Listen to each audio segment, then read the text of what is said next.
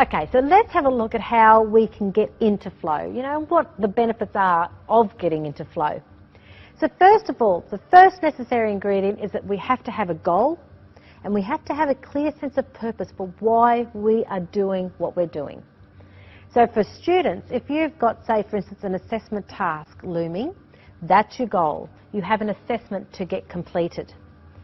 And the clear sense of purpose is that you need to do this in order to pass the course, right? So straight away, here are two ingredients that we have. We have a goal, we have a clear sense of purpose. The next one is a clear direction, right? We need to have a clear direction of where we are going so that we can, first of all, devote fully our attention to the task at hand and we commit ourselves to the objective. Now, with this clear direction, sometimes if you're knowing that you've got an assessment to do and you haven't really sorted out the plan on how you're going to write it, that can negatively affect you because you don't have that clear direction. So you need to make sure that you put all plans in place, get yourself sorted, because that then gives you that opportunity to fully focus your attention on getting this task done and committing yourself to this objective of completing it. So we enter this zone of flow when the task that we are doing it is at an appropriate level of challenge. So neither too difficult or too easy. So I'm going to explain what I mean by this by using this chart or this visual representation of how the challenge level and the skill level need to meet up for you to get into this state of flow. So I'll explain this chart to you. First of all, we have our challenge level. This is too easy, heading up to quite hard, so difficult. And then the lower quadrant here, we're looking at your skill level, or where you are on this level of skill. And as you can see, to enter into flow, there needs to be a joining up.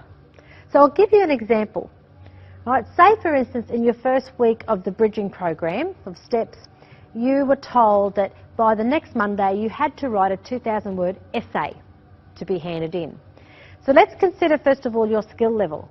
Now, if you've come into a bridging course, generally it means that you want to lift your level of skills, right, so that you can be better prepared for when you enter university. So I'm guessing that your skill level would probably be sitting down here. Now, the challenge or the difficulty for someone who's starting off in an enabling program, a 2,000-word essay is what we are building you up to by the end of the term.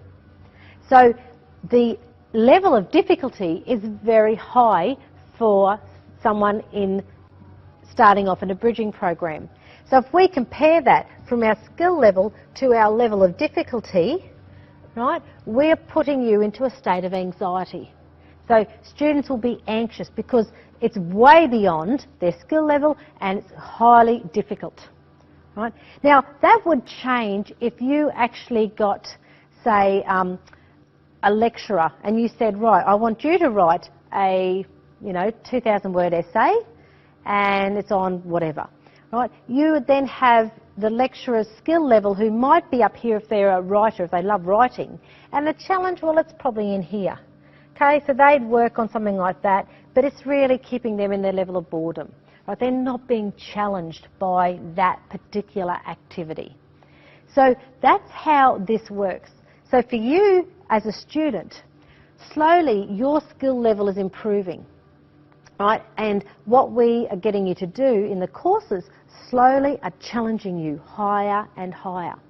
So the goal is that by the time you get in and do your essay writing or one of the writing courses, your level of skill should be up here.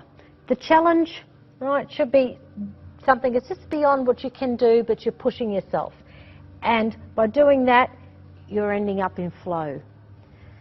So that is how this particular chart works, and it shows you that it has to be a relative of skill which relates to a level of challenge for you to get into flow. So let's look at how this applies to you as a student.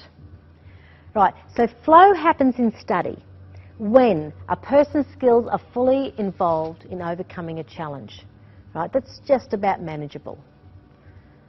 So it's a task that is just beyond what you think you can handle, but we know that you can. So it is manageable, but it's just beyond your comfort zone. Now, if, like I just explained, there's challenges beyond your ability, then you can fall into this state of anxiety. And even, I suppose, a sense of failure that you won't be able to do it. But on the other hand, like I explained before, if it's too low, if your skill level's high and the challenge is low, then it's going to be boring, right? You won't get enjoyment out of that activity. So, to sum up, flow encourages happiness in 4 different ways. 1, it helps you to focus on the present. When we think about this, the only reality that we have is here and now. It's the present. It's what you're currently living in. So what flow is doing is bringing you to the present because you are concentrating on what you're doing. You're appreciating the moment for what it is. The second is about keeping your mind on the task at hand. So what it's helping you to do is to avoid problems. Right? So you can often have problems, find that problems will occur when you don't have your mind fully on the job. But when you're in flow, what you're finding is that you are giving your full attention to the task at hand. The third benefit is that it protects against mental problems. If we think backwards, so if we focus on the past, focus on problems, right, that are in the past, then that can lead towards anxiety, to depression, right? So being able to focus on the present really encourages a calmer and more effective model for study. So that's what we're aiming for.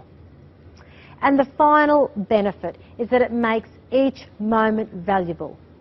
Right? So how much time do we use up every day on silly little activities that just are wasting our time?